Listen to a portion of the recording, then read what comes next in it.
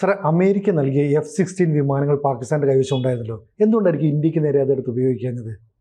അല്ലല്ല, ഈ F-16 പകുതി എണ്ണം നമ്മുടെ S-400 മിസൈലിന് റഷ്യയിൽ നിന്ന് വ്യോമ പ്രതിരോധം അല്ലേ, അത് പേടിച്ചിട്ട് ഈ F-16 പകുതി പാകിസ്ഥാൻ ഒളിപ്പിച്ചിരിക്കുകയാണ് എന്നാണ് റിപ്പോർട്ട്. പ്രതിരോധ വൃത്തങ്ങളൊക്കെ, പ്രതിരോധ ജേർണലുകളൊക്കെ റിപ്പോർട്ട് ചെയ്യുന്നുണ്ട്. പകുതി അവർ ബലൂചിസ്ഥാനിൽ കൊണ്ടുപോയിട്ട്, ബലൂചിസ്ഥാനിൽ പസ്നി എന്ന് പറഞ്ഞ വ്യോമതാവളമുണ്ട്, എയർഫോഴ്സ് താവളം. ആ പസ്നി വ്യോമതാവളത്തിലേക്ക് മാറ്റിയിരിക്കുകയാണ്. കാരണം വെറുതെ ഈ S-400 മിസൈൽ ഇന്ത്യയുടെ ഈ F-16 വിമാനങ്ങൾ മുഴുവൻ വലിയ വിലയുള്ളതാണല്ലോ, തകർത്ത് കളയണ്ട എന്ന് വിചാരിച്ചിട്ട് പകുതിയോളം എടുത്തൊളിപ്പിച്ചിരിക്കുകയാണ് എന്നാണ് റിപ്പോർട്ട്. ഒരു 80-ൽ താഴെ F-16 വിമാനങ്ങളാണ് പാകിസ്ഥാൻ്റെ കയ്യിലുള്ളത്. അപ്പോൾ ഒരു 40-ഓ 50-ഓ ഒക്കെ ഒളിപ്പിച്ചിട്ടുണ്ടാവും. ബാക്കി തകർന്നാൽ മതി എന്നുള്ളതായിരിക്കും ഇപ്പം ധരിച്ചിരിക്കുന്നത്. വല്ലാതെ വരണ്ടിരിക്കുകയാണ്. എന്താണെന്ന് വെച്ചാൽ ഈ S-400 എന്ന് പറയുന്നത് ഇന്ന് ലോകത്തിൽ ഉള്ള ഏറ്റവും മികച്ച വ്യോമപ്രതിരോധ സംവിധാനമാണ്. അത് സത്യത്തിൽ ഒരു S-400 ഒക്കെ ഉണ്ടെങ്കിൽ നമുക്ക് ഈ അയൺ ഡോം എന്ന് പറഞ്ഞ സംഭവമൊന്നും ഇസ്രയേലിനുണ്ടല്ലോ. അതെ, നമ്മൾ ഈ കുഷ് എന്ന് പറഞ്ഞിട്ടൊരു ഈ അയൺ ഡോമിനെയൊക്കെ കവച്ചു വെക്കുന്ന ഒരു പദ്ധതി നമ്മൾ വികസിപ്പിച്ച് വരികയാണ്, DRDO കുഷ് എന്ന് പറയുന്ന പദ്ധതി. പക്ഷേ തൽക്കാലം നമുക്ക് S-400 ഒക്കെ ധാരാളമാണ്. അതിൽ മികച്ചൊരു സംവിധാനം ഇപ്പോൾ ഇല്ല. അപ്പോൾ അതിനെ പേടിച്ചിട്ടാണ് ഈ ഒളിപ്പിച്ചിരിക്കുന്നതെന്ന് റിപ്പോർട്ടുകളിൽ പറയുന്നുണ്ട്. F-16 ബ്ലോക്ക് 52+ എന്നാണ് വിമാനത്തിൻ്റെ പേര്. ഫ്രണ്ട് ലൈൻ ഫൈറ്റേഴ്സാണ്, അത് മുൻനിര പോർ വിമാനങ്ങളാണ്. യുക്രൈനിൽ പക്ഷേ ഈ F-16 വെടിവെച്ച് താഴെ പോയിട്ടുണ്ട്. അത് പാകിസ്ഥാന് അറിവുണ്ടാവുമല്ലോ. അപ്പം മിസൈലുകൾക്ക് തകർക്കാവുന്നതേ ഉള്ളൂ എന്നുള്ളത്. കാരണം റഷ്യ S-400 കൊണ്ട് ഈ അമേരിക്ക യുക്രൈന് കൊടുത്ത F-16 വെടിവെച്ചിടുന്നതൊക്കെ കണ്ടിട്ടുണ്ട്. അപ്പം F-16 ഈ S-400 കൺവെർട്ടത്ത് വന്നു കഴിഞ്ഞാൽ പോക്കാണ്. അതുകൊണ്ട് ഒളിപ്പിച്ചിരിക്കുകയാണെന്നുള്ളതാണ് റിപ്പോർട്ട്. ഗ്വാദറിൻ്റെ അടുത്താണ് ഈ പസ്നി വ്യോമത്താവളം. ഗ്വാദറിൽ വിമാനത്താവളവും മറ്റേ തുറമുഖമൊക്കെ ഉണ്ടല്ലോ ബലൂചിസ്ഥാനിൽ. വടക്കൻ അറബിക്കടൽ തീരം ആണ് ഈ ഒളിപ്പിച്ചിരിക്കുന്ന സ്ഥലം. അത് മനഃപൂർവ്വം ചെയ്തിരിക്കുന്നതാണ്. പിന്നെ അവിടുന്നും വേണമെങ്കിൽ എടുത്ത് മാറ്റണം എന്നുണ്ടെങ്കിൽ കടലിൻ്റെ അടുത്താണെങ്കിൽ നല്ലതായിരിക്കും എന്ന് വിചാരിച്ചിട്ടാണ് ആ വ്യോമതാവളത്തിൽ കൊണ്ടുപോയി ഒളിപ്പിച്ചിരിക്കുന്നത് എന്നാണ് റിപ്പോർട്ടുകൾ. അപ്പോൾ S-400 ട്രയംഫിൻ്റെ ഈ മറ്റേ റേഞ്ചിൽ ഈ F-16 ഒന്നും വരരുത്. നമുക്ക് വേണമെങ്കിൽ വ്യോമതാവളങ്ങളൊക്കെ ആക്രമിക്കാമല്ലോ. വ്യോമതാവളങ്ങളിൽ, ഹാങ്ങറുകളിൽ F-16 ഉണ്ടാകാം. അപ്പോൾ താരതമ്യേന ഈ റേഞ്ചിൽ നിന്ന് ഈ ബലൂചിസ്ഥാനിലെ പസ്നി വ്യോമതാവളം മാത്രം കഷ്ടിച്ച് രക്ഷപ്പെടും എന്ന് തോന്നിയിട്ടാണ് അവിടെ കൊണ്ടുപോയി ഒളിപ്പിച്ചിരിക്കുന്നത്. അപ്പോൾ അവർക്ക് ആകെയുള്ള ഈ ഗുണമുള്ള വിമാനം അതാണ്. നമ്മുടെ കയ്യിലാണെങ്കിൽ ഏറ്റവും മേന്മയുള്ള ലോങ് റേഞ്ച് എയർ ഡിഫൻസ് സിസ്റ്റമാണ് S-400. 2018 പുടിൻ വന്നപ്പോൾ നമ്മൾ കരാർ ഒപ്പിട്ടിട്ട് നമുക്ക് കിട്ടിയതാണ് ഈ S-400 എന്ന് പറഞ്ഞാൽ ഏറ്റവും പുതിയതാണ്. അത് കിട്ടിയതോടുകൂടി ഈ തെക്കൻ ഏഷ്യയിൽ ബലാബലം മാറി. അതാണ് സംഭവിച്ചത്. പഴയ യുദ്ധങ്ങൾ പോലെയൊന്നും അല്ല ഇത്.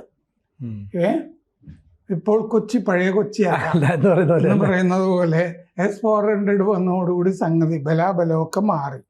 അതിൻ്റെ റഡാർ കവറേജ് വളരെ വിപുലമാണ്. പിന്നെ ലോങ് ഡിസ്റ്റൻസ് ഓപ്പറേഷനൊക്കെ നടത്താനും പറ്റും. 2021 മുതൽ നമ്മുടെ സേനയിൽ അതുണ്ട്. അപ്പോൾ യുക്രൈനിൽ ഗംഭീരമായിട്ട് ഇത് ഉപയോഗിച്ചിട്ടുമുണ്ട്, പ്രയോഗിച്ചിട്ടുണ്ട്. 400 കിലോമീറ്റർ അകലെ നിന്ന് തന്നെ ഈ ഇത് ഡിറ്റക്റ്റ് ചെയ്യാം, ഇന്റർസെപ്റ്റ് ചെയ്യാം. അത്രയും ദൂരെ നിന്ന് തന്നെ കണ്ടെത്തി നശിപ്പിച്ച് കളയാം എന്നുള്ളതാണ്. അപ്പോൾ നമ്മളിപ്പോൾ നമ്മുടെ പടിഞ്ഞാറൻ മേഖലയിൽ S-400 വിന്യസിച്ചിട്ടുണ്ട്. ഇന്നത്തെ റിപ്പോർട്ടുകളിൽ കാണുന്നത് നമ്മൾ ഇന്ന് ആക്രമണം നടത്തിയല്ലോ പുലർച്ചെ, അതെ, അതിനുശേഷം S-400 നമ്മൾ ആക്ടിവേറ്റ് ചെയ്തിട്ടുണ്ട്, സജീവമാക്കിയിട്ടുണ്ട്. ഇനി പാകിസ്ഥാനിൽ നിന്ന് എന്തെങ്കിലും ഒരു മിസൈൽ ആക്രമണം ഉണ്ടായാൽ തന്നെ അത് അവരുദ്ദേശിച്ച സ്ഥലത്തൊന്നും വീഴില്ല, അതിന് മുമ്പ് തന്നെ തകർക്കപ്പെടും.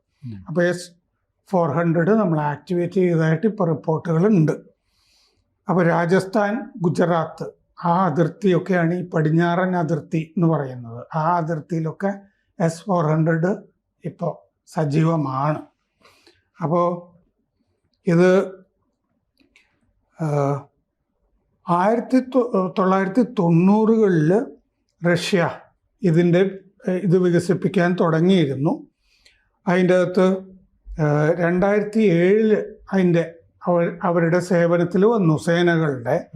ഇതിന് 40 കിലോമീറ്റർ മുതൽ 400 കിലോമീറ്റർ വരെ റേഞ്ച് ശരിപ്പെടുത്തിയെടുക്കാം എന്ന് പറഞ്ഞാൽ ആ റേഞ്ചിലുള്ള ശത്രു ടാർഗറ്റുകളെയൊക്കെ കണ്ടെത്തി നശിപ്പിക്കാൻ കഴിയും.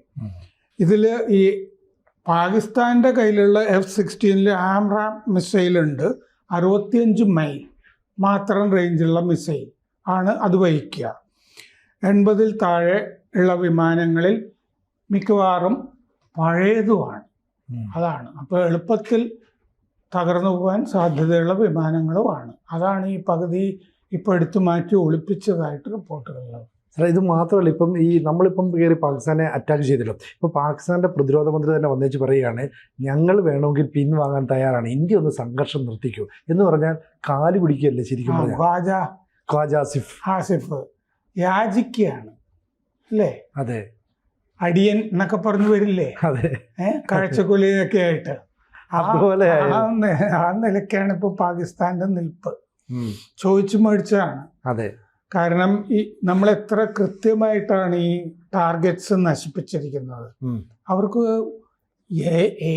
ഏതെങ്കിലും നമ്മുടെ ഒരു വിമാനം തകർക്കാൻ പറ്റിയോ? ഏതെങ്കിലും ഒരു വിമാനം മിസൈൽ നിർവീര്യമാക്കാൻ പറ്റിയോ? ഒന്നും പറ്റിയില്ല. എന്ത് രാജ്യമാണിത് അല്ലേ? അതെ. പിന്നെ അവരുടെ കൂടെ ഉണ്ടെന്ന് പറയുന്നത് നമ്മൾ ചർച്ച ചെയ്ത് തുർക്കി യുദ്ധക്കപ്പല്, അത് ഇപ്പോഴും അവിടെ ഉണ്ടാവും. അത് സേഫായിട്ട് മാറ്റിയിട്ട് അത് എളുപ്പം തുർക്കിയിലേക്ക് തിരിച്ചു പോയില്ലെങ്കിൽ അത് പെട്ടുപോകും. പിന്നെ തുർക്കി നമ്മളോട് കരഞ്ഞിട്ട് കാര്യമില്ല. ഈ തുർക്കിയും വളരെ ദുർബലമായ രാജ്യമാണ്. ഈ പറച്ചിൽ മാത്രമേ ഉള്ളൂ. ആയുധ വിൽപ്പന ഉണ്ടെന്ന് തോന്നുന്നു. ആയുധ വിൽപ്പന ഉണ്ടെങ്കിലും ഗ്രോത്ത് തുടങ്ങിയ സാധനങ്ങളൊക്കെ ഇല്ലേ, GDP തുടങ്ങിയത്, അതൊക്കെ പരിതാപകരമാണ്. സാർ, ശരിക്കും പറഞ്ഞാൽ ഇപ്പോൾ ഈ പാകിസ്ഥാൻ്റെ അവസ്ഥ എന്ന് പറയുന്നത് 4 ദിവസം കൊണ്ട് ഇന്ത്യയുമായിട്ട് നേരിട്ട് യുദ്ധം ചെയ്താൽ തീർന്നു പോകുന്നതാണ്. ഇത് മുൻ സൈനിക ഉദ്യോഗസ്ഥർ പറഞ്ഞാൽ ഏതാണ്ട് അതിനെ സാക്ഷ്യപ്പെടുന്നല്ലേ. കാരണം ചൈന കൊടുത്ത വിമാനം ഇന്ത്യ മിസൈൽ വെച്ച് തകർത്തിടുന്നു, ഒരു യുദ്ധവിമാനം ഉണ്ടായിരുന്നല്ലോ. അപ്പം ഇത്തരത്തിൽ നമ്മുടെ ആകാശ് മിസൈലുണ്ട്, അതുപോലെ S-400 ഉണ്ട്. അപ്പോൾ ഇത്തരത്തിലുള്ള പ്രതിരോധ സംവിധാനങ്ങൾ, റഫേൽ പോലെയുള്ള ആക്രമണ സംവിധാനങ്ങൾ, ഇനി ഒപ്പം നമ്മുടെ നേവിയുടെ ഭാഗത്തുനിന്ന് ഇതുവരെ ഒരു നടപടി ഉണ്ടായിട്ടില്ല. ആദ്യം മുതലേ കാണുന്ന നേവിയുടെ കുറേ ഷിപ്പ്, നേവി നമ്മൾ അലകൾക്ക് മീതെ താഴെ എന്നൊക്കെ അല്ലല്ല, ഈ ആക്രമണത്തിൽ നേവിയുടെ പങ്കില്ല എന്ന് വിചാരിക്കരുത്. അല്ല, ഔദ്യോഗികമായി ഇതൊരു പറഞ്ഞിട്ടില്ല എന്നാ പറഞ്ഞത്. ഇത് സംയുക്ത അഭ്യാസം തന്നെയായിരുന്നു. ഈ റാഫേല് എവിടുന്ന് പറന്നു പൊങ്ങി എന്നാണ് നമ്മൾ കരുതേണ്ടത്. വിമാനവാഹിനിയിൽ നിന്ന് പറന്ന് കരുതാനും ന്യായമുണ്ട്.